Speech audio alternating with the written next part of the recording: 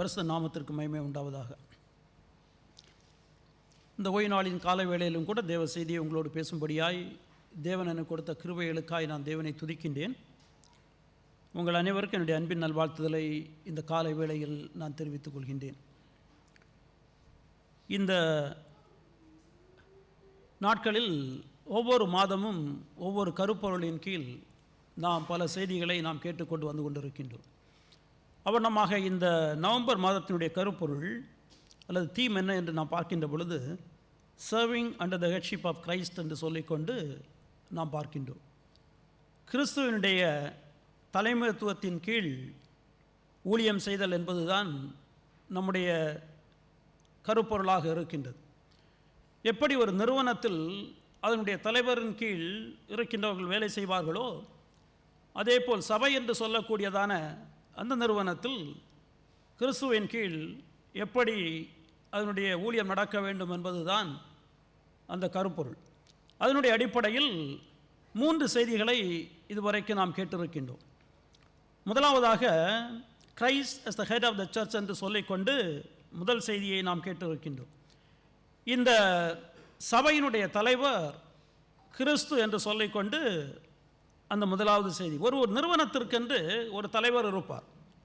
அதே போல்தான் சபை என்று வருகின்ற பொழுது இந்த சபையினுடைய தலைவர் யார் என்றால் ஆண்டவராய் இயேசு கிறிஸ்து என்று சொல்லிக்கொண்டு நம்முடைய முதலாவது செய்தியை கொலோசியர் 1ஆம் அதிகாரம் 18வது வசனத்திலிருந்து நாம் கேட்டிருக்கின்றோம்.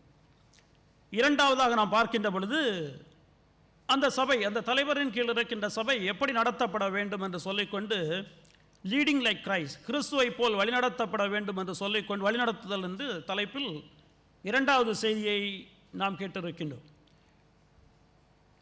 உலக நிறுவனங்களை நாம் பார்க்கின்ற பொழுது அதிகாரத்தில் இருக்கின்றவர்கள் தங்களுக்கு கீழ் இருக்கின்றவர்களை அவர்கள் அடக்கி அவர்கள் ஆள்வதை நாம் பார்க்கின்றோம். ஆனால் சபை என்று வருகின்ற பொழுது யார் தலைவராக இருக்கின்றார்களோ அவர்களுக்கு கீழே இருப்பவர்களுக்கு அவர்கள் சேவை செய்ய வேண்டும். அப்படி என்றால் எப்படி உலகம் இருக்கின்றதோ அதற்கு நேரே ஆப்போசிட்டாக கிறிஸ்துவனுடைய தலையாகினது அவருடைய நடத்துதல் இருக்கின்றது. அவனமாக அவர்களுக்கு கீழே இருக்கின்றவர்கள் இருக்க வேண்டும் என்று சொல்லிக்கொண்டு நம்முடைய இரண்டாவது செய்தியை நாம் கேட்டிருக்கின்றோம். மூன்றாவதாக ரெஸ்பான்சிபிலிட்டிஸ் ஆஃப் எல்டர்ஸ், இந்த மூப்பர்களுடைய பொறுப்புகள் என்ன என்று மூன்றாவது செய்தியை நாம் கேட்டிருக்கின்றோம். ஒரு உலக நிறுவனங்களை நாம் பார்க்கின்ற பொழுது அதில் ஒருவேளை ஒரு மேலாளர் மேனேஜர் இருப்பாரே என்றால் அவருக்கு என்று சொல்லிக்கொண்டு சம் ரெஸ்பான்சிபிலிட்டிஸ் வரைக்கும் அவருக்கு என்று சொல்லிக்கொண்டு சில பொறுப்புகள் இருக்கும். அதே போல் சபையில் இருக்கின்ற மூப்பர்களுக்கு இருக்கின்ற பொறுப்புகள் என்ன என்று சொல்லிக்கொண்டு மூன்றாவது செய்தியை நாம் அப்போஸ்தலர் 20ஆம் அதிகாரத்திலிருந்து மூன்றாவது செய்தியை கேட்டிருக்கின்றோம். இன்றைக்கு நான்காவதாக த ரோல் ஆஃப் எல்டர்ஸ், மூப்பர்களுடைய பங்கு என்ன என்று சொல்லிக்கொண்டு நாம் கேட்க இருக்கின்ற ஷெப்பர்ட்ஸ் ஆஃப் காட்ஸ் ஃப்ளாக், அதாவது தேவனுடைய மந்தையை மேய்க்கும் மூப்பர்கள் என்று சொல்லிக்கொண்டு நமக்கு தலைப்பு இருக்கின்றது. மூன்றாவது செய்தியில் மூப்பர்களுடைய அவர்களுடைய பொறுப்பு என்ன என்று சொல்லிக்கொண்டு நாம் கேட்டிருக்கின்றோம். ரெஸ்பான்சிபிலிட்டி என்று சொல்லிக்கொண்டு இன்றைக்கு அவர்களுடைய ரோல் என்ன என்று சொல்லிக்கொண்டு அல்லது பங்கு என்ன என்று சொல்லிக்கொண்டு நம்ம கேட்க இருக்கின்றோம். பாருங்கள், நம்ம ஒருவேளை நினைக்கலாம் இந்த ரோலுக்கும் ரெஸ்பான்சிபிலிட்டிஸும் என்ன வித்தியாசம் இருக்கின்றது, இரண்டும் கிட்டத்தட்ட ஒன்று தானே என்று சொல்லிக்கொண்டு. இரண்டும் கிட்டத்தட்ட ஒன்று தான். ஆனால் என்ன வித்தியாசம் என்றால், ஒரு நிறுவனம் வந்து வருகின்ற பொழுது ஒரு மேனேஜர் இருப்பாரே என்றால் அவருக்கு என்று ஒரு ரோல் இருக்கின்றது. இந்த role is to manage the people. அவருடைய ரோல் என்னவென்றால் இங்கு இருக்கின்ற மக்களை அவர் வழிநடத்தி செல்வது. ஆனால் அவருடைய ரெஸ்பான்சிபிலிட்டிஸ் என்ன என்று பார்க்கின்ற பொழுது அவர்களுக்கு சில கடமைகளை செய்ய வேண்டும், அவர்களுக்கு சொல்லிக் கொடுக்க வேண்டும், அவரிடத்திலிருந்து வேலை வாங்க வேண்டும். அது மாத்திரமல்ல, சில காரியங்களை அவர்கள் என்ன செய்ய வேண்டும் என்றால் சந்திக்க வேண்டும். இதுதான் இந்த இரண்டுக்கும் இருக்கின்ற வித்தியாசம். கிட்டத்தட்ட ஒன்றாகத்தான் இருக்கும். இன்றைக்கு இந்த நான்காவது தலைப்பில் தேவ செய்தியை நாம் சுருக்கமாக வாசிக்க கேட்ட பேதுரு 1 பேதுரு 5ஆம் அதிகாரத்திலிருந்து அந்த 4 வசனங்களிலிருந்து சுருக்கமாக உங்களோடு நான் பேசி நான் கடந்து செல்ல நான் விரும்புகின்றேன். பாருங்கள், இந்த சபையினுடைய தலைவர் கிறிஸ்து என்று சொல்லிக்கொண்டு நாம் கேட்டிருக்கின்றோம். எப்படி ஒரு நிறுவனத்தில் ஒரு தலைவர் இருக்கின்றாரோ அதே போல் சபை என்று சொல்லக்கூடியதை நாம் ஒரு நிறுவனமாக எடுத்துக்கொள்வோமே என்றால் அதனுடைய தலைவராக யார் இருக்கின்றாரே என்றால் கிறிஸ்து இருக்கின்றார். ஒரு சபை, ஒரு நிறுவனத்தை நாம் பார்க்கின்ற பொழுது அந்த நிறுவனத்தில் இருக்கின்ற தலைவருக்கு கீழ் ஒரு சிலர் இருப்பார்கள். நாம் பார்ப்போமே என்றால் ஒருவேளை ஒரு சிஇஓ இருப்பாரே என்றால் அவருக்கு கீழாக ஒருவேளை சிஎஃப்ஓ இருக்கலாம், ஃபைனான்ஷியல் ஆஃபீஸர் இருக்கலாம், அதே போல் டெக்னாலஜி ஆஃபீஸர் இருக்கலாம், அல்லது இன்ஃபர்மேஷன் ஆஃபீஸர், இந்த மாதிரி உள்ளவர்கள் இருப்பார்கள். அவர்களுக்கு கீழ் டைரக்டர்ஸ் இருப்பார்கள். இப்படியாக ஒவ்வொரு நிறுவனமும் ஒரு விதமான அமைப்பை அது பெற்றிருக்கும். அவ்வண்ணமாக சபையை நாம் பார்க்கின்ற பொழுது இந்த சபை எப்படி இருக்கின்றது, இந்த சபையில் இருக்கின்ற எத்தனை விதமான ஆஃபீஸர்ஸ் இருக்கிறது என்று நாம் பார்ப்போமே என்றால், பிலிப்பியர் 1ஆம் அதிகாரத்தினுடைய 1வது வசனத்தை நாம் வாசிக்கின்ற போது அது தெளிவாக சொல்லும். அப்போஸ்தலனாகிய பேதுரு பிலிப்பு திருச்சபைக்கு அவர் எழுதுகின்றார். பிலிப்பு பட்டணத்தில் இருக்கின்ற திருச்சபைக்கு அவர் எழுதுகின்ற பொழுது அங்கு இருக்கின்ற பரிசுத்தவான்களுக்கும் with the bishops and deacons என்று சொல்லிக்கொண்டு அவர் எழுதியிருப்பார். அங்கு இருக்கின்ற கண்காணிகளுக்கும் உதவிக்காரர்களுக்கும் என்று சொல்லிக்கொண்டு அது சொல்லும். பரிசுத்தவான்கள் யார் என்றால், ஆண்டவராகிய இயேசு கிறிஸ்துவோடு இணைக்கப்பட்டிருக்கின்றவர். All those who are united with Jesus Christ is called saints. ஆண்டவராகிய இயேசு கிறிஸ்துவோடு யாரெல்லாம் இணைக்கப்பட்டிருக்கின்றார்களோ அவர்கள் எல்லாம் வேதத்தில் நாம் பார்க்கின்ற பொழுது பரிசுத்தவான்கள் என்று இருக்கும். யாரெல்லாம் ஆண்டவராகிய இயேசு கிறிஸ்துவோடு இணைக்கப்பட்டவர்கள், ஆண்டவராகிய இயேசு கிறிஸ்துவை சொந்த ரட்சகராக யாரெல்லாம் ஏற்றுக்கொண்டிருக்கின்றார்களோ அவர்களெல்லாம் ஆண்டவராகிய இயேசு கிறிஸ்துவை அவர்களோடு இணைக்கப்பட்டவர்கள். எனவே அவர்களை பரிசுத்தவான்கள் என்று சொல்லிவிட்டு இன்னும் இரண்டு மக்களை குறித்து கூடும். ஒன்று நாம் பார்க்கின்ற பொழுது இந்த பிஷப்ஸ் என்று இருக்கும். இதை நீங்கள் வேற சில பைபிள் நீங்கள் வாசிப்பீர்கள் என்றால் ஓவர்சியர்ஸ் என்று சொல்லிக் கொண்டிருக்கும். எனவே இந்த பிஷப்ஸ் என்று சொன்னாலும் இவர்கள் கண்காணிகள், அல்லது ஓவர்சியர்ஸ் அல்லது கண்காணிகள் என்று சொன்னாலும், அல்லது மெய்ப்பர்கள், போதகர்கள், மூப்பர்கள் என்று சொன்னாலும் எல்லாமே ஒன்றுதான். ஒரே ஒரு ஆஃபீஸை தான் அது குறிக்கின்றது, ஒரே ஒரு பொறுப்பை தான் அது குறிக்கின்றது. எனவே வேதத்தில் பல இடங்களில் பலவிதமாக சொல்லப்பட்டிருக்கும். ஒருவேளை உங்களிடத்தில் சந்தேகம் வரலாம், ஏன் இப்படி பலவிதமாக சொல்லப்பட்டிருக்கிறது என்று சொல்லிக்கொண்டு எல்டர்ஸ் என்று வருகின்ற பொழுது மூப்பர்கள் என்று சொல்லிக்கொண்டு பார்க்கின்றோம். That shows the dignity of the office. அது எதை காட்டுகிறது என்றால், அந்த அலுவலுக்கு இருக்கின்றதான அந்த பெருமையை அது காண்பிக்கின்றதாக இருக்கின்றது. மற்றபடி நான் பார்க்கின்ற பொழுது அது ஒருவேளை பிஷப்ஸாக இருக்கலாம், அல்லது ஒருவேளை ஓவர்சியராக இருக்கலாம், அல்லது பாஸ்டர்ஸாக இருக்கலாம், அல்லது ஷெப்பர்ட்ஸாக இப்படியாக கொடுக்கப்பட்டிருக்கிறது என்றால் that shows the function of the office. அது அதனுடைய வேலையை, தொழிலை காண்பிக்கின்றதாக இருக்கின்றது. எனவே அதுதான் வித்தியாசம், வேறு ஒன்றுமே கிடையாது. எனவே நான் பார்க்கின்ற பொழுது சபை என்று வருகின்ற பொழுது இரண்டு விதமான ஆஃபீஸர்ஸ் தான், அல்லது இரண்டு விதமான பொறுப்புகள், அலுவல்கள், ஊழியங்கள் தான் என்று சொல்லிக்கொண்டு நாம் பார்க்கின்றோம். ஒன்றை நாம் பார்க்கின்ற பொழுது மூப்பர்கள். எனவே நம்முடைய செய்திக்காக மூப்பர்கள் என்று வைத்துக்கொள்ளும், மூப்பர்கள் என்று சொல்லிக்கொண்டு பார்க்கின்றோம். இன்னொன்றை நாம் பார்க்கின்ற பொழுது டீக்கன்ஸ் என்று சொல்லிக்கொண்டு நாம் பார்க்கின்றோம். Deacons include deaconesses also. எனவே நீங்கள் பாருங்கள், இந்த இரண்டு தான் சபையில் இருக்கின்றது. மூப்பர்களை நாம் பார்க்கின்ற பொழுது இட் இஸ் ரூலிங், அவர்கள் என்னவென்றால் ஆளுகை செய்ய வேண்டும். டீக்கன்ஸை நாம் பார்க்கின்ற பொழுது உதவிக்காரர்கள் என்று சொல்லிக்கொண்டு வேதத்தில் நாம் பார்க்கின்றோம். இது ஏன் இந்த இரண்டு என்று சொல்லிக்கொண்டு அப்போஸ்தலர் 6ஆம் அதிகாரத்தை நீங்கள் வாசிப்புகளே என்றால் நம்மால் தெரிந்து கொள்ள முடியும். எனவே எந்த சபையாக இருந்தாலும் சரி, வேதத்தினுடைய அடிப்படையில் நாம் பார்க்கின்ற பொழுது இரண்டு அலுவல்கள் தான், ஊழியங்கள் தான் சபையில் இருப்பதை நம்மால் பார்க்க முடியும். ஒன்றை நாம் மூப்பர்கள் என்று சொல்கின்றோம், இன்னொன்றை நாம் டீக்கன்ஸ் என்று சொல்லிக்கொண்டு நாம் சொல்கின்றோம். பாருங்கள், ஒரு நிறுவனத்தை நாம் எடுத்து பார்க்கின்ற பொழுது அந்த நிறுவனத்தில் இருக்கின்ற தலைவர் அவர் என்ன செய்வார் என்றால், அவருக்கு கீழே இருக்கின்றவர்களோடு அவர் பேசி, அவர்கள் விவாதித்து, அவர்கள் ஒரு முடிவை அந்த நிறுவனத்துக்கு என்று சொல்லிக்கொண்டு எடுப்பார்கள். எந்த தலைவருமே தனியாக பொதுவாக முடிவு எடுப்பது கிடையாது. அவர்களோட சேர்ந்து என்ன செய்வாரே என்றால் முடிவெடுப்பார். அதே போல் சபை என்று வருகின்ற பொழுது நாம் புரிந்து கொள்ள வேண்டும், சபையை நாம் பார்க்கின்ற பொழுது search is not a democracy. சபை என்று வருகின்ற பொழுது அங்கு இருக்கின்ற தலைவர்கள் ஒன்று சேர்ந்து அந்த சபையில் என்ன செய்ய வேண்டும், ஆராதனையில் என்ன செய்ய வேண்டும், அல்லது தலைவர்களை நாம் எப்படி நியமிக்க வேண்டும், அவருடைய பொறுப்புகள் என்ன என்று சொல்லிக்கொண்டு அவர்களால் ஒன்றுமே செய்ய முடியாது என்று சொல்லிக்கொண்டு நாம் புரிந்து கொள்ள வேண்டும். எனவே நான் பார்க்கின்ற பொழுது search is not a democracy, is an absolute monarchy என்று சொல்லிக்கொண்டு நாம் புரிந்து கொள்ள வேண்டும். அது எப்படி ஒரு ராஜ அரசாங்கம் இருக்கின்றதோ அதுதான் சபையிலும். சபையில் எனவே நீங்கள் நினைக்கலாம், அப்படி என்றால் சபையில் இருக்கின்ற தலைவர்கள் என்ன செய்கின்றார்கள் என்று சொல்லிக்கொண்டு, சபையில் இருக்கின்ற தலைவர்கள் இட் இஸ் ஒன்லி அட்மினிஸ்ட்ரேட்டிவ்.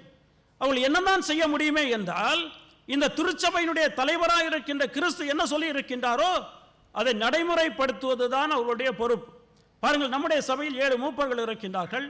இவர்கள் சேர்ந்து பேசுகின்ற பொழுது என்ன செய்ய முடியுமே என்றால், இந்த ஆராதனையில் நாம் என்ன கூட்டலாம், ஒருவேளை ஒரு டான்ஸ் கூட்டலாமா, அல்லது வேறொரு காரியத்தை ஆராதனையில் கொண்டு வரலாமா என்று சொல்லிக்கொண்டு ஒரு முடிவும் செய்ய முடியாது, ஒன்றுமே பேச முடியாது. ஏனென்றால் ஆராதனை எப்படி இருக்க வேண்டும் என்று சொல்லிக்கொண்டு அதனுடைய தலைவராக இருக்கின்ற ஆண்டவராக இயேசு கிறிஸ்து சொல்லி இருக்கின்றார். அதை நடைமுறைப்படுத்துவதுதான் இவர்களுடைய பொறுப்பு என்று சொல்லிக்கொண்டு நாம் புரிந்து கொள்ள வேண்டும். எனவே சபையை நாம் மற்ற ஒரு ஆர்கனைசேஷனோடு கம்பேர் பண்ணி நாம் பார்க்கின்ற பொழுது அவர்கள் ஒன்று சேர்ந்து அவர்கள் முடிவெடுக்க கூடும்.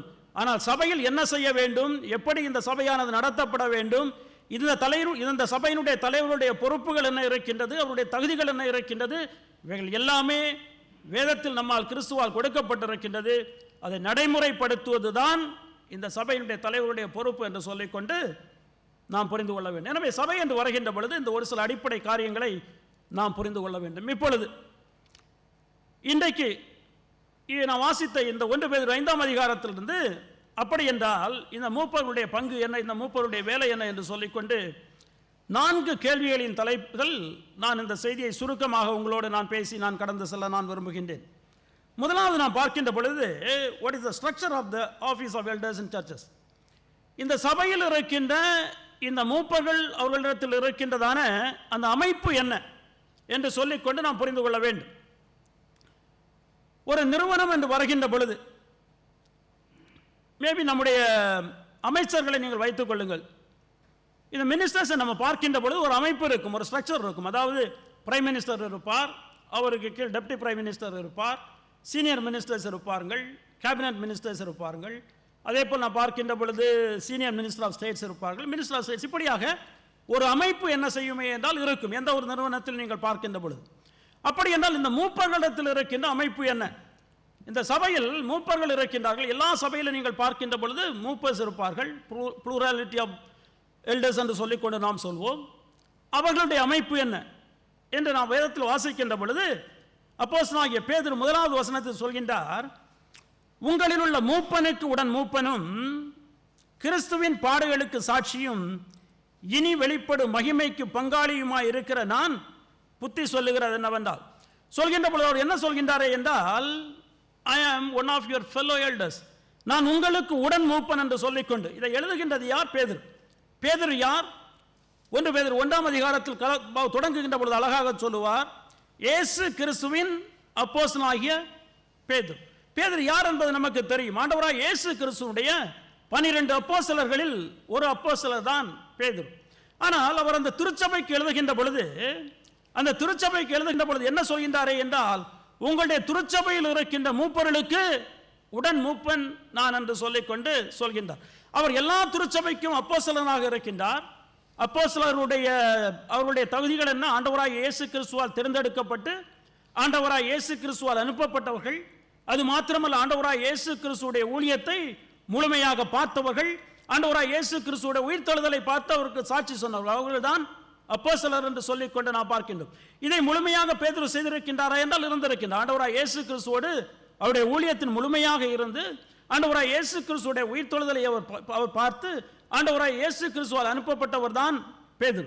ஆனால் இங்கே இந்த திருச்சபைக்கு எழுதுகின்ற பொழுது என்ன சொல்கின்றாரே என்றால், உங்களுடைய உடன் மூப்பன் தான் நான் என்று சொல்லிக்கொள்ள. அப்படி என்றால் ஒரு திருச்சபை இருக்குமே என்றால், ஒரு லோக்கல் திருச்சபை இருக்குமே என்றால், அந்த திருச்சபையில் அப்போஸ்தலர் என்ன சொல்கின்றாரே என்றால், நானும் உங்களுடைய உடன் மூப்பன் தான் என்று சொல்லிக்கொண்டு அவர் சொல்வதை நம்மால் பார்க்க முடியாது. மாத்திரமல்ல, நாம் அப்போஸ்தலனாகிய யோவானை பார்ப்போமே என்றால் 3 யோவான் 1வது வசனத்தை யாராவது வாசியுங்கள் எனக்காக. 3 யோவான் 1வது வசனம்.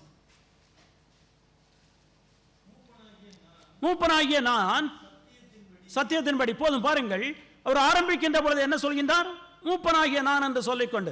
அதே 2 யோவானில் நீங்கள் வாசிக்க முடியும். 1-2 வசனங்களை வாசிப்பீர்களே என்றால் தன்னை ஒரு மூப்பர் என்று சொல்லிக்கொண்டு. எனவே அருமையானவர்களே, சபை என்று வருகின்ற பொழுது சபைக்குள் இருக்கின்ற அலுவல்களை நாம் பார்த்திருக்கின்றோம், 2 தான். எனவே அப்போஸ்தலர்கள் கூட ஒரு லோக்கல் திருச்சபை என்று வருகின்ற பொழுது தங்களை எப்படிதான் காண்பித்திருக்கின்றார்களே என்றால், அவர்கள் ஆண்டவராகிய இயேசு கிறிஸ்துவால் அனுப்பப்பட்டு அந்த பிரத்யேக ஊழியமாகிய அப்போஸ்தல ஊழியத்தை பெற்றவர்களாக இருந்த பொழுதிலும் கூட ஒரு திருச்சபை என்று வருகின்ற பொழுது அவர்கள் தங்களை யாராக காண்பிக்கின்றார்களே என்றால், அவர்கள் உடன் மூப்பன் என்று சொல்லிக்கொண்டு சொல்வதை நம்மால் பார்க்கலாம். அப்படி என்றால் அவர் என்ன சொல்கின்றாரே என்றால், என்னுடைய ஊழியமும் என்னவென்றால், அப்போஸ்தல ஊழியம் இருக்கின்றது, ஆனால் லோக்கல் திருச்சபை என்று வருகின்ற பொழுது என்னுடைய ஊழியமும் என்னவென்றால், உங்களுடைய ஊழியம்தான் மந்தையை மேய்க்கின்றது தான் என்று சொல்லிக்கொண்டு அவர் சொல்ல இருக்கின்றார். அப்போஸ்தலனாகிய பேதுருவை ஆண்டவராகிய இயேசு கிறிஸ்து அழைக்கின்ற பொழுது அழைத்து அவர் மரித்து உயிரோடு எழும்பி பரலோகத்துக்கு செல்வதற்கு முன்பாக அவரோடு உரையாடுவார். யோவான் 21ஆம் அதிகாரத்தில் இருக்கின்றது, வாசித்து பாருங்கள் 15 முதல் 17 வசனங்களில். அப்பொழுது அவர் என்ன சொல்வாரே என்றால், ஃபீட் மை ஷீப் என்று சொல்லிக்கொண்டு, என்னுடைய மந்தையை நீ மேய்ப்பாயாக என்று சொல்லிக்கொண்டு பேதுருவிடத்தில் சொல்கின்றார். அதுதான் அவருடைய பொறுப்பு. திருச்சபை என்று வருகின்ற பொழுது எனவே தான் என்ன சொல்கின்றாரே என்றால், உங்களுடைய உடன் மூப்பன் என்று சொல்லிக்கொண்டு அந்த இடத்தில் அவர் சொல்வதை நம்மால் பார்க்க முடியும். ஆனால் அவருக்கு ஒரு சில சிறப்புகள் இருக்கின்றன. ஒன்றை அங்கே குறிப்பிட்டிருப்பார், என்னவென்றால் கிறிஸ்துவின் பாடுகளுக்கு சாட்சியும் என்று சொல்லிக்கொண்டு அவர் அங்கு சொல்லியிருப்பதை நம்மால் பார்க்க முடியும். அருமையானவர்களே, பாருங்கள், அப்படி என்றால் I am a witness to the sufferings of Christ. ஆண்டவராகிய இயேசு கிறிஸ்துவுடைய பாடுகளை நேரே பார்த்தது யார்? பேதுரு. அவர் அவரோடு கூட இருந்திருக்கின்றார். ஆண்டவராய் கிறிஸ்துவுடைய பாடுகளை அவர் என்ன செய்திருக்கின்றார் என்று நேரே பார்த்திருக்கின்றார். எனவே தான் அங்கே குறிப்பிடுகின்ற பொழுது, நான் உங்களுடைய உடன் மூப்பன், ஆனால் நான் என்ன செய்திருக்கின்றேன், நான் இதை பார்த்திருக்கின்றேன். எனவே நீங்களும் மூப்பர்களாக இருக்கின்ற மற்றவர்களும் கூட என்னவென்றால் கிறிஸ்துவுடைய பாடுகளை அவர்கள் சகிக்கின்றவர்களாக இருக்க வேண்டும் என்று சொல்லிக் கொண்டுதான் அவர் என்ன சொல்வாரே என்றால், இங்கே சொல்வார், 1 பேதுரு 4ஆம் அதிகாரத்தில் நீங்கள் வாசிப்பீர்கள் என்றால் அதை குறித்து நம்மால் பார்க்க முடியும். 13வது வசனத்தில் வாசிக்கின்ற பொழுது, வாசிக்க வேண்டாம், நேரம் குறைவாக இருக்கின்றபடியும். எனவே அருமையானவர்களே, சபை என்று வருகின்ற பொழுது, இந்த மூப்பர்கள் என்று வருகின்ற பொழுது, பேதுரு எழுதுகின்ற பொழுது எழுதியிருக்கலாம், மூப்பர்களுக்கு உங்களுடைய தலைமை மூப்பனாகிய பேதுரு எழுதுகின்றதாவது என்று சொல்லிக்கொண்டு எழுதியிருக்கலாம். ஆனால் அப்படி எழுதவில்லை, உங்களுடைய உடன் மூப்பன் என்று சொல்லிக்கொண்டு. எனவே சபை என்று வருகின்ற பொழுது மூப்பர்கள் இருப்பார்களே, ஏனால் அவரிடத்தில் பெரியவர்கள் சிறியவர்கள் என்று சொல்லிக்கொண்டால் சீனியர் எல்டர்ஸ் அல்ல ஜூனியர் எல்டர்ஸ் என்று சொல்லிக்கொண்டு இருக்குமே என்றால் கிடையாது.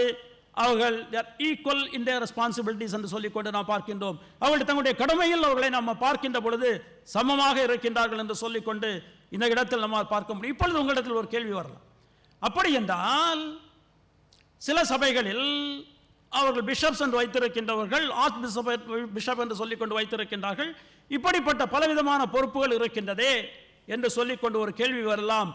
that is not biblical. அது வேதத்தினுடைய அடிப்படையில் கிடையாது, அது மனுஷர்களால் உண்டாக்கப்பட்டது என்பதை நாம் நன்றாக புரிந்து கொள்ள வேண்டும். எனவே வேதத்தை நாம் பார்க்கின்ற பொழுது என்ன இருக்கிறதே என்றால் அவர்கள் சமமாக இருப்பது, there is no hierarchy here. இந்த இடத்தில் நம்ம பார்க்கின்ற பொழுது ஒரு ஏற்றத்தாழ்வு இருக்க முடியுமா என்றால் இருக்க முடியாது என்று சொல்லிக்கொண்டு நாம் பார்க்கிறோம். நம்முடைய சபையில் நாம் பார்க்கின்ற பொழுது 7 மூப்பர்கள் இருப்பதை நம்மால் பார்க்க முடியும். 3 பேர் போதகர்களாக இருக்கின்றார்கள், 4 பேர் மூப்பர்களாக இருக்கின்றார்கள். நீங்கள் ஒருவேளை கேட்கலாம், அங்கே வித்தியாசம் இருக்கின்றதே, போதகர் என்று இருக்கின்றதே, மூப்பர் என்று இருக்கின்றதே என்று சொல்லிக்கொண்டு அவர்கள் போதகர்களை நாம் பார்க்கின்ற பொழுது they are teaching elders, மற்றபடி இருக்கின்ற மூப்பர்களை நாம் பார்க்கின்ற பொழுது they are ruling elders. இதுதான் அவரிடத்தில் இருக்கின்ற வித்தியாசம். எனவே teaching elders will also rule and ruling elders will also teach. ஆனால் அவர்களுடைய முழுமையான பொறுப்பு என்னவென்றால் போதிக்கின்றது. நம்முடைய சபையில் நீங்கள் பார்ப்பீர்களே என்றால் யார் அதிகமாக போதிப்பார்கள்? போதகர்கள் தான். ஏனென்றால் அது அவர்களுடைய திறமை. எனவே அவர்களுக்கு கொடுக்கப்பட்டிருக்கின்ற பொறுப்பு. எனவே அதை தவிர நாம் பார்க்கின்ற பொழுது 7 மூப்பர்களும் எல்லாருக்கும் ஆளுக்கு ஒரு ஓட்டு தான் இருக்கின்றது. எனவே சமம் என்று சொல்லிக்கொண்டு நாம் புரிந்து கொள்ள வேண்டும். ஆனால் அட்மினிஸ்ட்ரேஷன் என்று வருகின்ற பொழுது அப்படி என்றால், இப்பொழுது பாருங்களேன், ஒரு மீட்டிங் இருக்கின்றது என்றால் அதற்கு 7 பேரும் தலைவராக இருக்க முடியுமா என்றால் இருக்க முடியாது. யார் தான் தலைவராக இருக்க முடியுமே என்றால் ஒரு நபர் தான் தலைவராக இருக்க முடியும். எனவே தான் பார்க்கின்ற பொழுது ஃபர்ஸ்ட் அமங் த ஈக்குவல்ஸ் என்று சொல்லிக்கொண்டு சொல்வார்கள். அவர்கள் சமமாக இருக்கின்றவர்களில் ஒரு நபர் என்று சொல்லிக்கொண்டு அவரை நாம் மாடரேட்டர் என்று சொல்லுவோம்.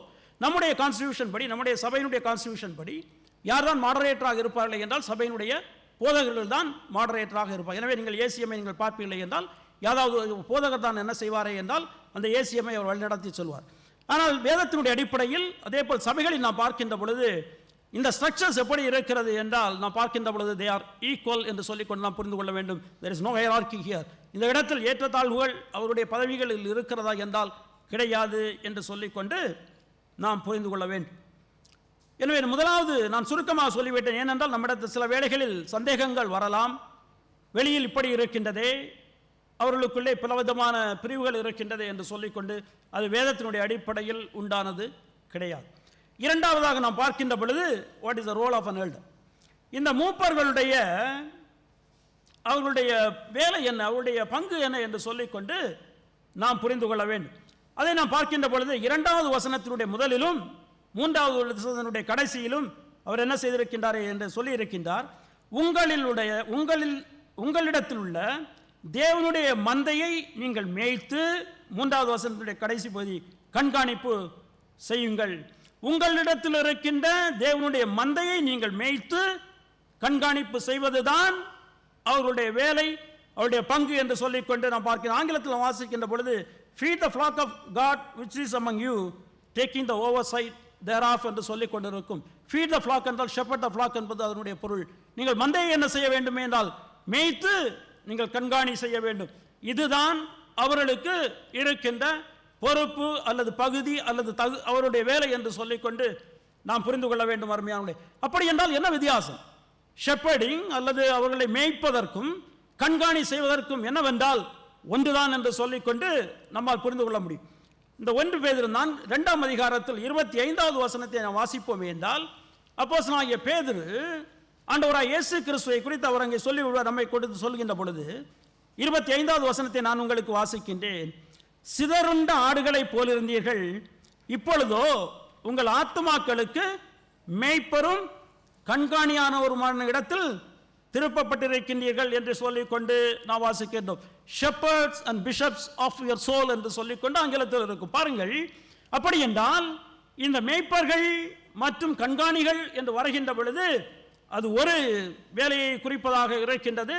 எனவே இந்த மூப்பர்களுடைய வேலை என்று பார்க்கின்ற பொழுது அவருடைய வேலை என்னவென்றால் shepherding the flag of God என்று சொல்லிக்கொண்டு நாம் பார்க்கின்றோம்.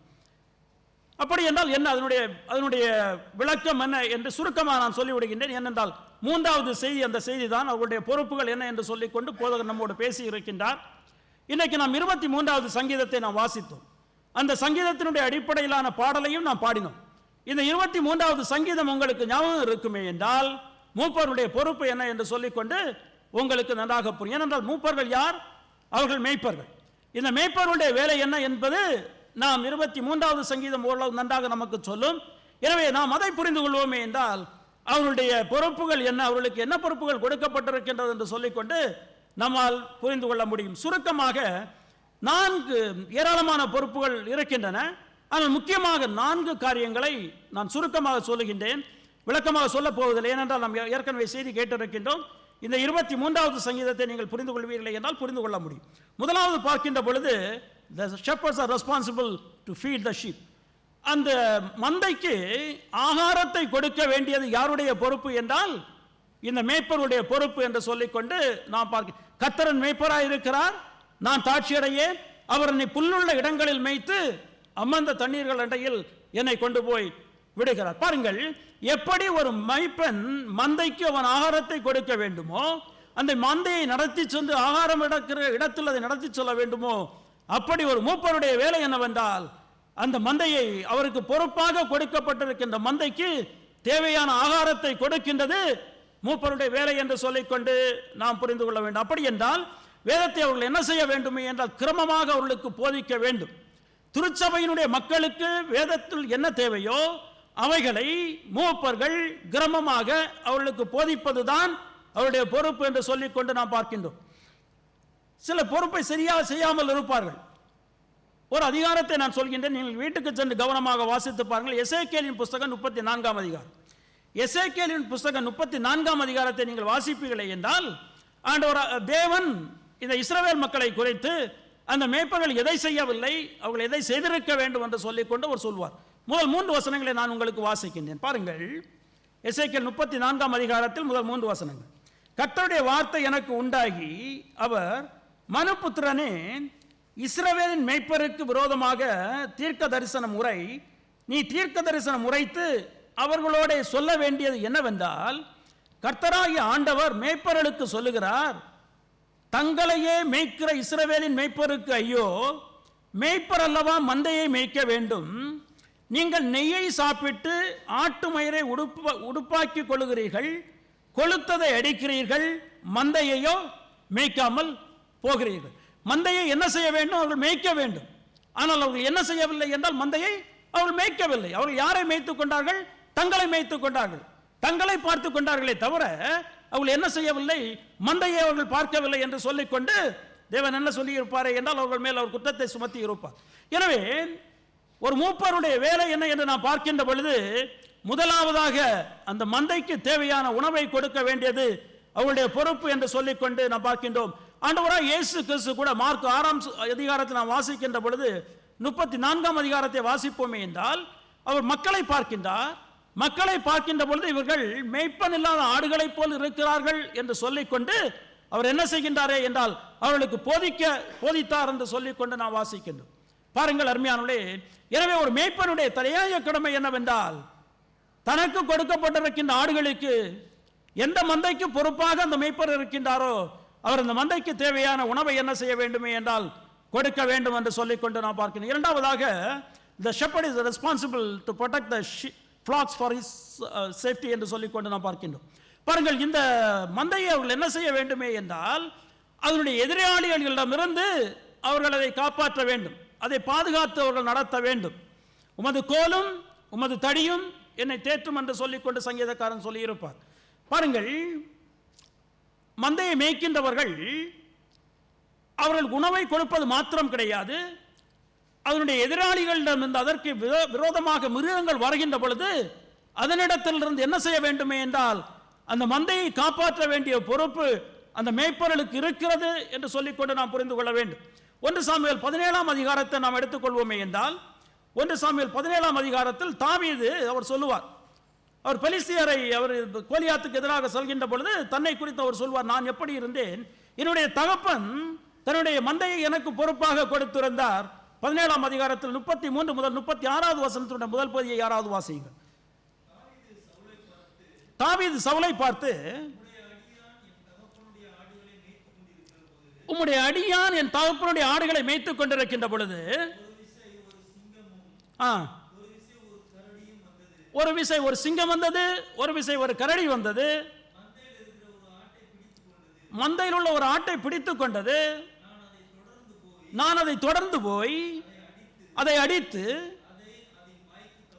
அதை அதன் வாய்க்கு தப்புவித்தேன்.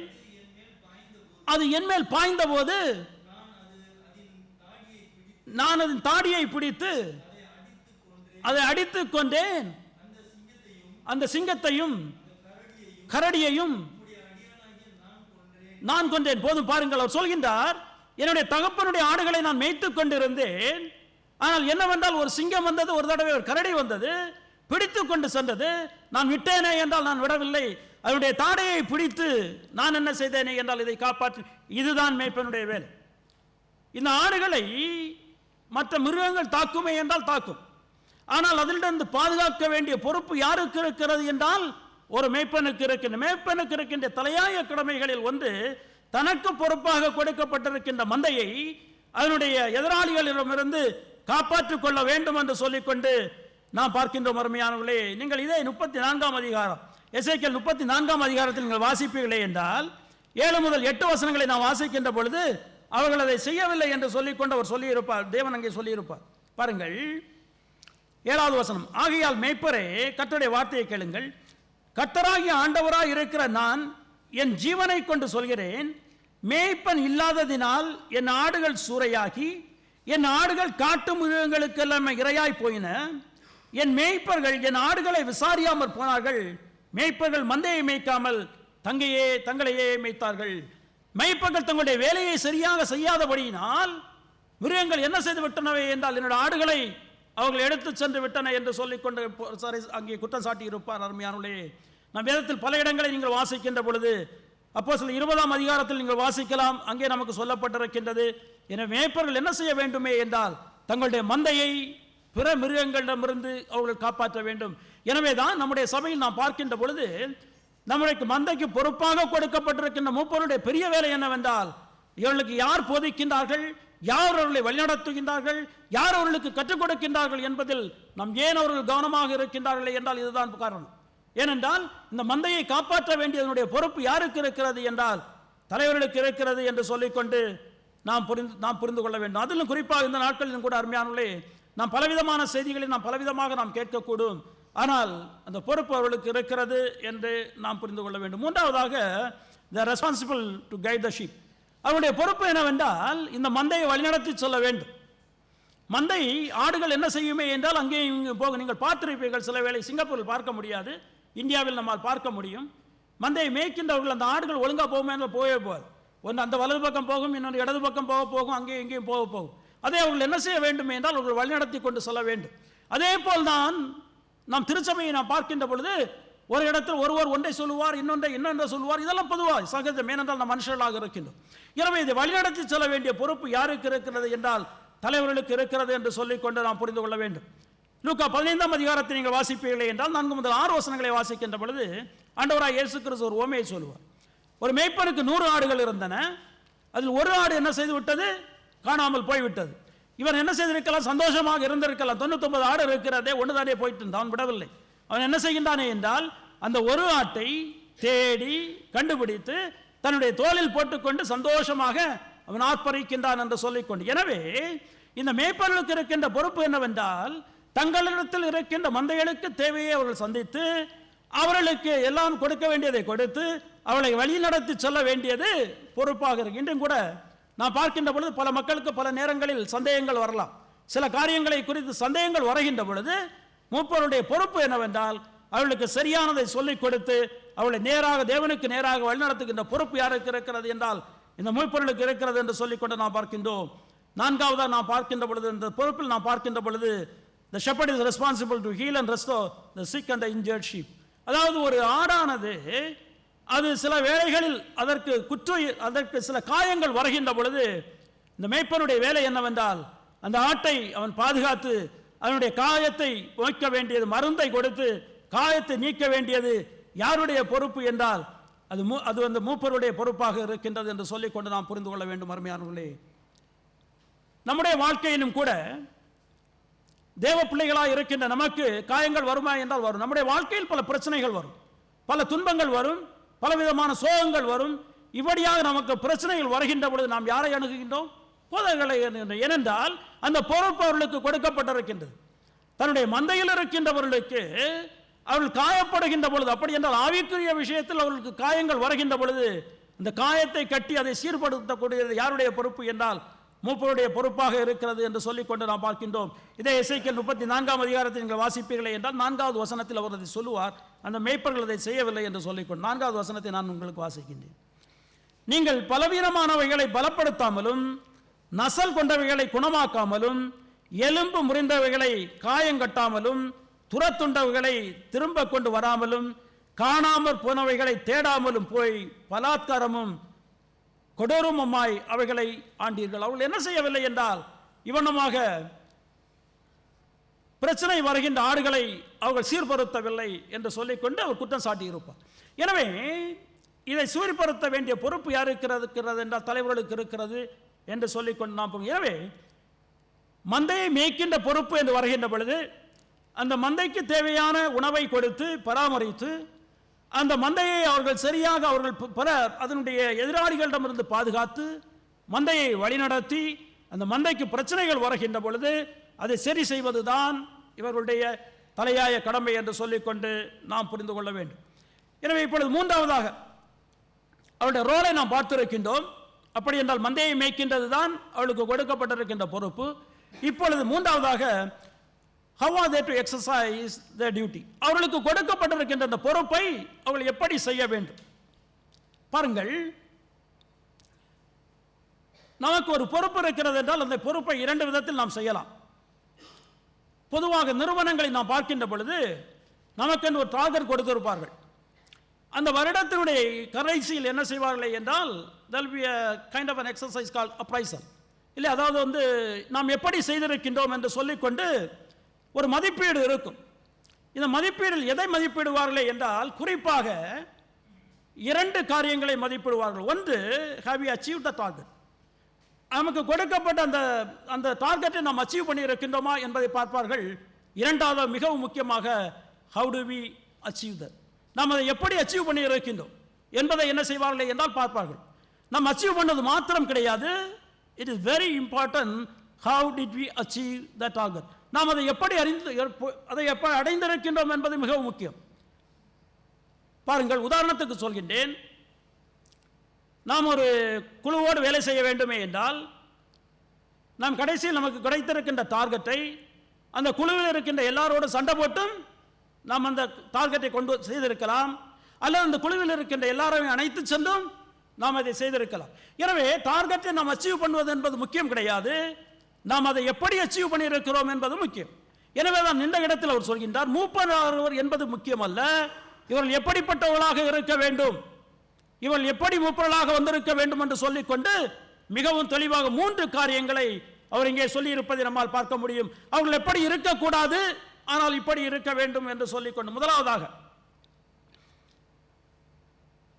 1 பேதுரு 5ஆம் அதிகாரத்தினுடைய 2வது வசனத்தினுடைய முதல் பகுதியில் நான் வாசிக்கின்றேன். மந்தையை மேய்த்து கட்டாயமாய் அல்ல மனப்பூர்வமாய், இது முதலாவது.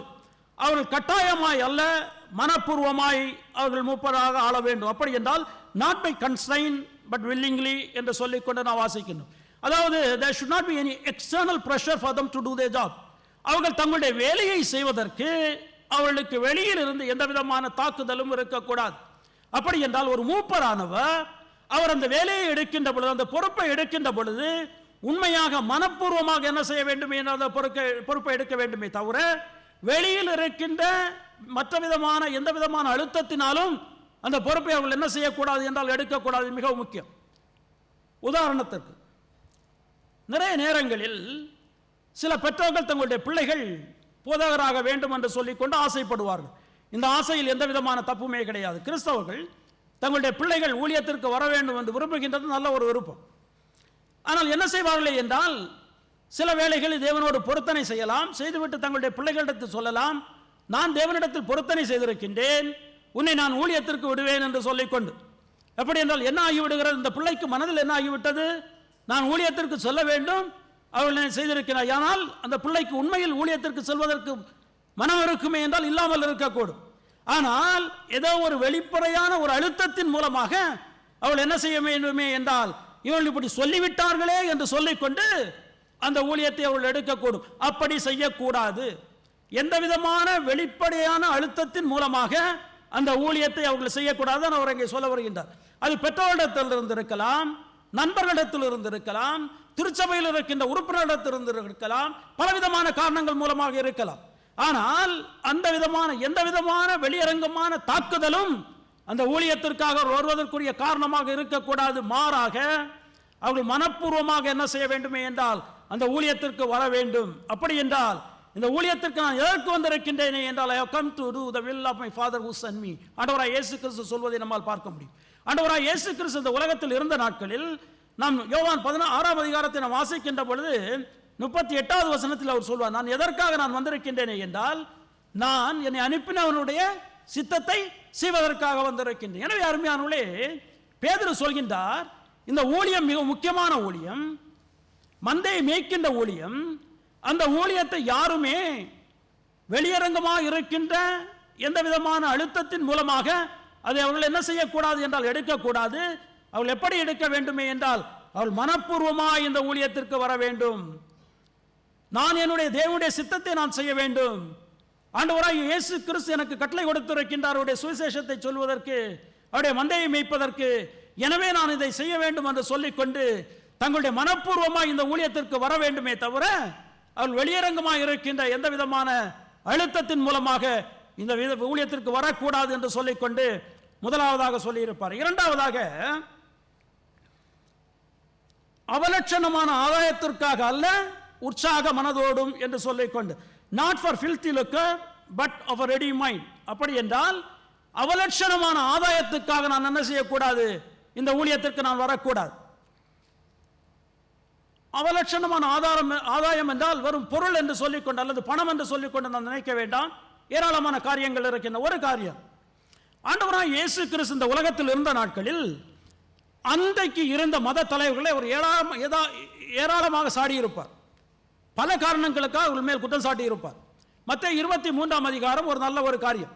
அங்கிருக்கின்ற பரிசேயர்களை வேறு யாருமே இப்படி திட்ட முடியாது. அந்த அளவுக்கு யார் திட்டி இருப்பாரே என்றால் ஆண்டவராய் இயேசு கிறிஸ்து திட்டி இருப்பார். அதில் ஒரு காரியத்தை சொல்வார், நீங்கள் என்ன விரும்புகின்றீர்கள் என்று சொல்லிக்கொண்டு. மத்தேயு 23ஆம் அதிகாரத்தில் 5 முதல் 7 வசனங்கள் யாராவது வாசியுங்கள். தங்கள் கிரியைகளை எல்லாம் செய்கிறார்கள்,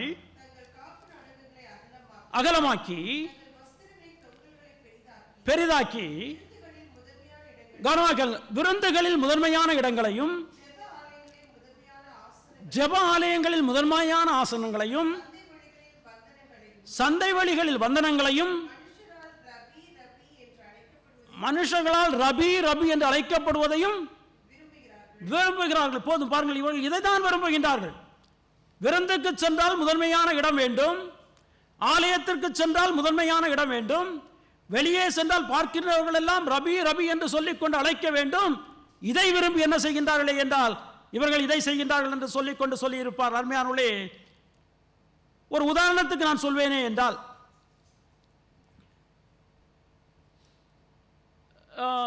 சிங்கப்பூரில் அவ்வளமாக பார்க்க முடியாது, நீங்கள் இந்தியாவில் பார்க்க முடியும். நீங்கள் கல்யாண வீட்டுக்கு பந்திக்கு செல்வீர்களே என்றால் போய் நின்னால் ஒரு 5 பந்தியாவது இல்லாமல் சாப்பிட முடியாது. ஏனென்றால் யாருமே என்ன செய்ய விட மாட்டார்கள், சாப்பிட விட மாட்டார்கள், கூட்டம் அப்படி இருக்கும். ஆனால் போதகருக்கு முதல் பந்தியில் முதலிடத்தில் வைத்து சாப்பாடை போட்டு அனுப்பிவிடுவார்கள். இது நம்மால் என்ன செய்ய முடியும், பார்க்க முடியும். நீங்கள் வெளியே செல்வீர்களே என்றால் உங்களை யாரும் கண்டுகொள்ள மாட்டார்கள். ஆனால் போதகர் என்ன செய்வார், அவர் அந்த உடையோடு செல்வார். அவரை எல்லாரும் பார்த்து என்ன செய்வார்கள், ஐயா ஸ்தோத்திரம் வணக்கம் என்று சொல்லிக்கொண்டு சொல்வார்கள். இப்பொழுது எனக்கு ஆசை என்று வைத்துக் கொள்ளுங்கள், என்னடா போய் சாப்பிட முடியவில்லை, 5 பந்தியிலும் சாப்பிட முடியவில்லை, இந்த மனுஷன் முதல் பந்தியிலே சாப்பிட்டு விட்டு சென்று விடுகிறார், நம்ம யாருமே கண்டுகொள்வதில்லை, இவரை எல்லாரும் வணக்கம் செய்கின்றார்கள், நமக்கு இது வேண்டும் என்று ஆசைப்பட்டு நான் என்ன செய்ய வேண்டும், 3 வருஷம் படிக்க வேண்டும், படித்தால் போய்விட்டது, படித்து போதகன் ஆவேனே என்றால் நான் எதற்காக ஆகியிருக்கின்றேன், பந்தியில் முதலாவது சாப்பிடுவதற்கும் மக்கள் என்னை ஐயா வாழ்க என்று சொல்லிக்கொண்டு வணக்கம் என்று சொல்வதற்கும் ஆகியிருக்கின்றேன். அது நோக்கமாக இருக்கக்கூடாது. அதான் அவரை சொல்கின்றார், இந்த பதவியை எடுப்புகின்றவர்கள் தங்களுடைய சுய ஆதாயத்திற்காக, அவலட்சணமான ஆதாயத்திற்காக என்று சொல்லிக்கொண்டு சொல்ல, ஷேம்ஃபுல் கெயின், அவலட்சணமான ஆதாயத்திற்காக என்ன செய்யக்கூடாது, இதை எடுக்கக்கூடாது. மாறாக என்ன செய்ய வேண்டுமே என்றால் அவர்கள் உற்சாக மனதோடு என்ன செய்ய வேண்டுமே என்றால் வர வேண்டும். அப்படி என்றால் பேதுருவை தேவன் அழைக்கின்ற பொழுது, ஆண்டவராய் இயேசு கிறிஸ்து அழைக்கின்ற பொழுது, யோவான் 21ஆம் அதிகாரத்தில் 15 முதல் 17 வசனங்களை வாசியுங்கள். முதலாவது ஒரு பேதுருவிடத்தில் கேட்பார், டு யூ லவ் மீ என்று சொல்லிக்கொண்டு, பேதுருவை பார்த்து நீ என்னை நேசிக்கின்றாயா என்று சொல்லிக்கொண்டு கேட்பார். பேதுரு சொல்வார், தெரியுமே ஆண்டவரே, உமக்கு தான் தெரியும், you know this better that I love you, நான் உண்மை நேசிக்கின்றேன் என்பது உமக்கு நன்றாக தெரியும். ஆண்டவராய் இயேசு கிறிஸ்து என்ன சொல்வார், ஃபீட் மை ஷீப், நீ என்ன செய்ய வேண்டும், என்னுடைய மந்தையை நீ மேய்க்க வேண்டும். நீ என்னை அன்பு கூர்வாயே என்றால் நீ என்ன செய்ய வேண்டும் என்றால் என்னுடைய மந்தையை நீ மேய்க்க வேண்டும் என்று சொல்லிக்கொண்டு. எனவே அருமையானவர்களே, அப்படி என்றால் நாம் உற்சாகமாய் என்று நாம் பார்க்கின்ற பொழுது, உற்சாக மனதோடு என்று நாம் பார்க்கின்ற பொழுது, ஆண்டவராய் இயேசு கிறிஸ்து மேல் வைத்த அன்பினால், இந்த மக்கள் மேல் நாம் வைத்திருக்கின்ற அன்பினால் அவர்களை வழிநடத்தி செல்ல வேண்டும் என்று சொல்லக்கூடியதான அந்த ஒரு நல்ல ஒரு எண்ணத்தோடு தான் இந்த ஊழியத்திற்கு வர வேண்டுமே தவிர, இந்த மோசமான அவலட்சணமான ஆதாயத்திற்காக என்ன செய்யக்கூடாது, இந்த ஊழியத்திற்கு நீங்கள் வரக்கூடாது என்று சொல்லிக்கொண்டு சொல்லியிருப்பார். மூன்றாவதாக சுதந்திரத்தை இருமாப்பாய் ஆளுகிறவர்களாக அல்ல, மந்தைக்கு மாதிரிகளாகவும் என்று சொல்லிக்கொண்டு அவர் சொல்லியிருப்பார். பாருங்கள், neither as being lords over God's heritage but being examples to the flock. அப்படி என்றால் இவளை ஆள வேண்டும் என்று சொல்லக்கூடியதற்காக நீங்கள் வரக்கூடாது. பாருங்கள், பொறுப்பில் அவர்களுக்கு சில மரியாதைகள் இருக்கின்றன, அவர்களுக்கு என்று சில காரியங்கள் இருக்கின்றன. ஏனென்றால் இதை நாம் புரிந்து கொள்ள வேண்டும், அவர்களுக்கு மரியாதை கொடுக்க வேண்டும், அவர்களை நாம் நல்ல இடத்தில் வைக்க வேண்டும், இதெல்லாம் நாம் செய்ய வேண்டிய கடமை வேதத்தில் இருக்கின்றது. நீங்கள் எபிரேயர் வாசிப்பீர்கள் என்றால் புரிந்து கொள்ள முடியும், அது நாம் செய்ய வேண்டிய கடமை. ஆனால் என்ன சொல்கின்றேனே என்றால் அதை நாம் செய்யக்கூடாது என்று நான் சொல்லவில்லை, செய்ய வேண்டும் கண்டிப்பாக. ஆனால் அது நோக்கமாக இருக்கக்கூடாது, ஊழியத்திற்கு வருகின்றவர்களுக்கு நோக்கமாக இருக்கக்கூடாது. பாருங்கள், பொறுப்பில் இருக்கின்றபடியினால் நீ இதை செய், ஏனென்றால் நான் சொல்கின்றேன் நீ செய் என்று சொல்லிக்கொண்டு அவர்கள் சொல்லக்கூடும். அப்படி சொல்லக்கூடாது. அவர்கள் என்ன செய்ய வேண்டும் என்றால் மாதிரிகளாக இருக்க வேண்டும். தங்களுடைய வேலையை மற்றவர்களுக்கு மாதிரியாக அவர்கள் வாழ்க்கையை நடத்த வேண்டும். ஏனென்றால் இந்த மூப்பர்களை அவர்கள் பார்த்து தங்களுக்கு மாதிரிகளாக அவர்கள் எடுத்துக்கொள்ள வேண்டும். அது நாம் எபிரேயர் 13 நம்மால் வாசிக்க முடியும். 7ஆம் வசனம் 17ஆம் வசனத்தை நீங்கள் வாசிப்பீர்கள் என்றால் வீட்டுக்கு சென்று நீங்கள் வாசித்து பாருங்கள். அருமையானவர்களே, பேதுருவை நாம் பார்க்கின்ற பொழுது, பவுலை நாம் பார்க்கின்ற பொழுது, அப்போஸ்தலனாகிய பவுல் 1 கொரிந்தியர் 11ஆம் அதிகாரத்தில் 1வது வசனத்தில் சொல்வார், எனக்காக வாசியுங்கள் நீங்கள். 1 கொரிந்தியர் 11ஆம் அதிகாரத்துடைய 1வது வசனம், நான் கிறிஸ்துவை பின்பற்றுகிறது போல நீங்கள் என்னை பின்பற்றுகிறவர்களாக இருங்கள். நீங்கள் என்ன செய்ய வேண்டும் என்றால் என்னை பின்பற்றுகிறவர்களாக இருங்கள். ஏனென்றால் நான் யாரை பின்பற்றுகின்றேன், கிறிஸ்துவை பின்பற்றுகின்றேன். அப்படி என்றால் இந்த ஊழியத்தை எடுக்கின்றவர்கள் போதிப்பது மாத்திரம் கிடையாது, அவருடைய வாழ்க்கை எப்படி இருக்க வேண்டுமே என்றால் அவர்கள் போதிக்கின்ற வண்ணமாக இருக்க வேண்டும். இந்த பரிசேயர்கள் செய்த தப்பு அப்படித்தான், அவர்கள் போதிக்கின்றது ஒன்று, அவருடைய வாழ்க்கை வித்தியாசமாக இருக்கும். ஆனால் இங்கே பேதுரு சொல்கின்றார், அவருடைய வாழ்க்கை எப்படி இருக்க வேண்டுமே என்றால் உதாரணமாக இருக்க வேண்டும். மூப்பர்களுடைய வாழ்க்கையானது அவர்கள் எதை போதிக்கின்றார்களோ அதை தங்களுடைய நடைமுறையில் அவர்கள் படுத்துகின்றவர்களாக இருக்க வேண்டும். மக்கள் அவர்களை பார்க்கின்ற பொழுது உண்மையில் இவர்கள் போதிக்கின்றதை இவர்கள் செய்கின்றார்கள் என்று சொல்லிக்கொண்டு அவர்கள் காண வேண்டும். எனவே மக்களுக்கு அவர்கள் எப்படியாக இருக்க வேண்டுமே என்றால் ஒரு மாதிரியாக இருக்க வேண்டும் என்று சொல்லிக்கொண்டு நாம் பார்க்கின்றோம். 1 தீமோத்தேயு 4ஆம் அதிகாரத்தை நாம் வாசிப்போமே என்றால், 1 தீமோத்தேயு 4ஆம் அதிகாரத்தில் நான் ஒரு வசனத்தை உங்களுக்கு நான் வாசிக்கின்றேன். 4ஆம் அதிகாரத்தில் 12வது வசனத்தை நான் உங்களுக்கு வாசிக்கின்றேன். உன் இளமையை குறித்து 1 தீமோத்தேயு 4ஆம் அதிகாரத்தில் அப்போஸ்தலனாகிய பவுல் தீமோத்தேயுக்கு சொல்கின்ற பொழுது சொல்கின்றார், உன் இளமையை குறித்து ஒருவனும் உன்னை அசட்டை பண்ணாதபடிக்கு நீ வார்த்தையிலும் நடக்கையிலும் அன்பிலும் ஆவியிலும் விசுவாசத்திலும் கற்பிலும் விசுவாசிகளுக்கு மாதிரியாயிரு. பி என் மாடல். நீ அவர்களுக்கு மாதிரியாக இருக்க வேண்டும். உன்னை பார்க்கின்றவர்கள் இவைகளை அவர்கள் செய்வதற்கு நீ ஒரு மாதிரியாக இருக்க வேண்டும் என்று சொல்லிக்கொண்டு அங்கு சொல்வதை நம்மால் பார்க்க முடியும். எனவே அருமையானவர்களே, இங்கே நான் பார்க்கின்ற பொழுது கூட 3 விதமான காரியங்களை அவர் சொல்லிக் கொண்டு வர. இப்படி இருக்கக்கூடாது. இந்த பொறுப்பில் வருகின்றவர்கள் இவைகளை செய்யக்கூடாது, இவைகளை செய்ய வேண்டும் என்று சொல்லிக்கொண்டு 3 காரியங்களை தான் நாம் இந்த 1 பேதுரு 5ஆம் அதிகாரத்தில் நாம் பார்த்திருக்கின்றோம். எனவே தான் திருச்சபையில் மூப்பர்களை அவர்கள் தேர்வு செய்கின்ற பொழுது அல்லது போதகர்களாக தேர்வு செய்கின்ற பொழுது அவர் தேர்வு செய்கின்ற குழுவினர் கேட்கின்ற ஒரு மிகவும் முக்கியமான காரியம் அவரிடத்தில் கேட்பார்கள், நீங்கள் எதற்காக இந்த ஊழியத்திற்கு வந்தீர்கள்? நீங்கள் எதற்காக இந்த ஊழியத்திற்கு வர இருக்கிறீர்கள்? ஏனென்றால் நான் எப்படி எதற்காக வருகின்றேன் என்பது எனக்கு தான் தெரியும், என்னுடைய இருதயத்துக்கு தான் தெரியும். வெளியே நீங்கள் பார்க்கின்ற பொழுது பார்க்க முடியாது. எனவே அவரிடத்தில் சரியாக ஆராய சொல்வார்கள். நீங்கள் எதற்காக வருகின்றீர்கள் என்பதை நீங்கள் ஆராய்ந்து பார்க்க வேண்டும் என்று இந்த பகுதியை காண்பித்திருப்பார்கள். எதற்கு என்றால் இதுதான் காரணம். தெளிவாக சொல்லியிருக்கின்றார், நாம் எதற்காக வர வேண்டும் என்றால் தேவனை நேசிக்கின்றபடியினால் இந்த ஊழியத்தை நான் தேவனுக்கென்று செய்ய வேண்டும் என்று சொல்லிக் கொண்ட அந்த பாரத்தின் மூலமாக என்ன செய்ய வேண்டும் என்றால் மூப்பர்கள் இந்த ஊழியத்தை எடுக்க வேண்டுமே தவிர தனக்கு இருக்கின்ற எந்த சொந்த ஆதாயத்திற்காகவோ தனக்கு கிடைக்கின்ற பெருமைக்காகவோ என்ன செய்யக்கூடாது என்றால் இந்த ஊழியத்தை எடுக்கக்கூடாது என்று சொல்லிக்கொண்டு நாம் பார்க்க. எனவே அருமையானவர்களே, ஏனென்றால் காரணம் என்னவென்றால் ஆண்டவராக இயேசு கிறிஸ்து சொல்வார், தான் ஏன் ஆண்டவராக இயேசு கிறிஸ்து தன்னை ஒரு மேய்ப்பனாக அவர் காண்பித்தவர் சொல்லிக் கொண்டிருப்பார். எடுத்தவர்கள் எனக்காக வாசியுங்கள். யோவான் 10ஆம் அதிகாரம். யோவான் 10ஆம் அதிகாரத்தில் 11 முதல் 13 வசனங்களை எடுத்தவர்கள் வாசியுங்கள். யோவான் 10ஆம் அதிகாரத்தில் 11 முதல் 13 வசனங்கள். நானே நல்ல மேய்ப்பன், நல்ல மேய்ப்பன் ஆடுகளுக்காக தன் ஜீவனை கொடுக்கிறான். மேய்ப்பனாய் இராதவனோ ஆன கூலியால் ஓனாய் வருகிறதை கண்டு ஆடுகளை விட்டு ஓடி போகிறான். அப்பொழுது ஓனாய் ஆடுகளை பீறி அவைகளை சிதறடிக்கும். பாருங்கள், நான் நல்ல மேய்ப்பன். ஆனால் நல்ல மேய்ப்பன் இல்லாதவன், கூலிக்கு இருக்கிறவன் என்ன செய்வானே என்றால் அவன் ஓனாய் வருகின்ற பொழுது ஆடுகளை விட்டுவிட்டு ஓடி விடுவான். அவன் பாதுகாக்க வேண்டும், ஆனால் பாதுகாக்க மாட்டான். எனவே அவன் யார் என்றால் கூலிக்கு இருக்கிறவன் என்று சொல்லிக்கொண்டு, ஆனால் நான் நல்ல மேய்ப்பன், நான் பாதுகாக்கின்றேன் என்று சொல்லி. எனவே தான் அருமையான அப்போஸ்தலனாகிய பேதுரு சொல்கின்ற பொழுது இப்படிப்பட்டவர்கள் தான் மூப்பருக்கு வேலையை எடுக்க வேண்டும் என்று சொல்லிக்கொண்டு, நான் உண்மையில் தேவனை நான் துதிக்கின்றேன். ஏனென்றால் நம்மிடத்தில் இருக்கின்ற நிறைய மூப்பர்கள், குறிப்பாக போதகர்களை நீங்கள் பார்ப்பீர்களே என்றால் உலகத்தில் நல்ல வேலைகளை அவர்கள் விட்டுவிட்டு தேவனுக்கு ஊழியம் செய்வதற்காக உண்மையாக என்ன செய்திருக்கின்றார்கள் என்றால் ஊழியத்திற்கு வந்திருக்கிறார்கள். ஏனென்றால் இதுதான் காரணம். எனவே இப்பொழுது நாம் எப்படி அந்த ஊழியத்தை செய்ய வேண்டும் என்று பார்த்தோம். கடைசியாக நேரம் ஆகிவிட்டது. What reward do we receive? அவர்களுக்கு என்ன வெகுமதி இருக்கின்றது? இது நாம் எல்லாருக்குமே தெரியும். உலக பிரகாரமாக நாம் பார்க்கின்ற பொழுது மூப்பர்களுக்கு என்ன வெகுமதி இருக்கின்றது? திட்டுதான் மிஞ்சும். கடைசி எல்லாரிடத்திலும் இருந்து திட்டுதான் மிஞ்சுமே தவிர வேறு ஒன்றுமே இந்த உலகத்தில் மிஞ்சாது. நீங்கள் வேலை செய்கின்ற எல்லா மூப்பரிடத்திலும் போய் கேட்டுப்பார்கள், அப்போது உங்களுக்கு தெரியும். ஏனென்றால் எல்லாரும் சொல்வதை செய்ய முடியாது. அவர்கள் செய்கின்ற பொழுது வேதம் என்ன சொல்கின்றது? எதை செய்தால் எல்லாருக்கும் நல்லா இருக்கும் என்று சொல்லித்தான் அவர்கள் முடிவெடுக்க முடியும். எனவே அதுதான் மிஞ்சும். ஆண்டவராக இயேசு கிறிஸ்துவுடைய ஊழியம் கடைசியில் என்ன ஆகிவிட்டது? யார் அவருடைய ஊழியத்தை போற்றினார்கள்? ஒருவருமே கிடையாது. எல்லாரும் அவரை திட்டினார்கள், கடைசியில் கொலை செய்தார்கள். பேதுரு, பவுல் எவ்வளவு பெரிய ஊழியக்காரர்! அவருடைய வாழ்க்கையை நீங்கள் 2 கொரிந்தியர்கள் வாசித்து பாருங்கள். அப்பொழுது அவருடைய மனக்கவலங்களை அவர் சொல்லிக் கொண்டிருப்பார். அதுதான் உலகத்தில் மிஞ்சுமானால் உண்மையாய் ஊழியம் செய்கின்றவர்களுக்கு என்ன இருக்கிறது என்று சொல்லிக்கொண்டு 4வது வசனம் சொல்கின்றது, அப்படி செய்தால், அப்படி என்றால் மேற்படி இருக்கின்றபடி செய்தால். ஒன்றை நாம் புரிந்து கொள்ள வேண்டும், எல்லா மூப்பர்களும் அப்படி செய்வார்கள் என்பது கிடையாது. எல்லா மூப்பர்களுக்கும் இந்த வெகுமதி உண்டு என்பது கிடையாது.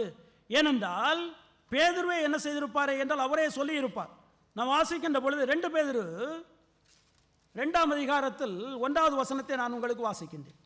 2 பேதுரு 2ஆம் அதிகாரத்தில் 1வது வசனம். கள்ள தீர்க்கதரிசிகளும் ஜனங்களுக்குள்ளே இருந்தார்கள், அப்படியே உங்களுக்குள்ளும் கள்ள போதகர்கள் இருப்பார்கள். எனவே எல்லா மூப்பர்களும் உண்மையாக இருப்பார்கள் என்றால் இருக்க மாட்டார்கள். எனவே இங்கே இந்த வெகுமதியானது யாருக்கு என்றால், இப்படி அந்தபடி ஊழியம் இப்படி செய்தால், அதாவது சொல்லியிருக்கின்றபடி தங்களுடைய ஊழியத்தை செய்தால் அவர்களுக்கு பிரதான மேய்ப்பர் வெளிப்படும் போது மகிமை உள்ள வாடாத கிரீடத்தை அவர்கள் என்ன செய்வார்கள் என்றால் அவர்கள் பெறுவார்கள் என்று சொல்லிக்கொண்டு நாம் பார்க்கின்றோம். எப்பொழுதுதான் அவர்களுக்கு வெகுமதி என்றால், ஆண்டவராய் இயேசு கிறிஸ்து தன்னுடைய மகிமையில் 2வது முறையாக வருகின்ற பொழுது, ஆண்டவராய் இயேசு கிறிஸ்து மகிமையில் 2வது முறையாக வருகின்ற பொழுது அவர்களுக்கு என்ன இருக்கிறது என்றால் வாடாத கிரீடத்தை அவர்கள் பெறுவார்கள் என்று சொல்லிக்கொண்டு நாம் இங்கே வாசிக்கின்ற அருமையானவர்களே, அது என்ன என்பது நமக்கு தெரியாது, எந்த விதமான கிரீடம் என்பது நமக்கு தெரியாது, சரியாக சொல்லப்படவில்லை. ஆனால் அவர்களுக்கு வெகுமதி இருக்கிறது, அவர்களுக்கு டெஃபினெட்லி அவர்களுக்கு ரிவார்டு இருக்கின்றது. That will be when our Lord Jesus Christ comes the second time. அவர் தன்னுடைய 2வது வருகையில் ஆண்டவராய் இயேசு கிறிஸ்து வருகின்ற பொழுது அவர்களுக்கு வெகுமதி இருக்கிறது என்று சொல்லிக்கொண்டு நாம் பார்க்கின்றோம். 1 கொரிந்தியர் 4ஆம் அதிகாரத்தில் நம்மால் வாசிக்க முடியும். 3 முதல் 5 வசனங்களை நீங்கள் வாசிக்கின்ற பொழுது வீட்டுக்கு சென்று வாசித்து பாருங்கள், நேரமாகிவிட்டது. எனவே நான் முடிக்கின்றேன் அருமையானவர்களே. எனவே ஒரு மேய்ப்பருடைய பங்கு என்ன என்று சொல்லிக்கொண்டு நாம் பார்த்திருக்கின்றோம். மூப்பர்களுக்கு என்ன வேலை இருக்கின்றது, அவர்கள் தங்களுடைய வேலையை எப்படி செய்ய வேண்டும், அவர்களுக்கு என்ன வெகுமதி இருக்கிறது என்று சொல்லிக்கொண்டு நாம் பார்த்திருக்கின்றோம். எனவே நான் கடைசியாக ஒன்றை மட்டும் சொல்ல முடிக்கின்றேன். So this work is not easy. இந்த மூப்பர்களுக்கு வெளியே இருந்து பார்க்கின்ற பொழுது எளிதாக தோன்றக்கூடும். அவர்களுக்கு இருக்கின்ற பொறுப்பானது, அந்த வேலை என்று சொல்லக்கூடியதானது மிகவும் கடினமான ஒன்றாக இருக்கின்றது. ஏனென்றால் they are accountable for the souls of the people under them.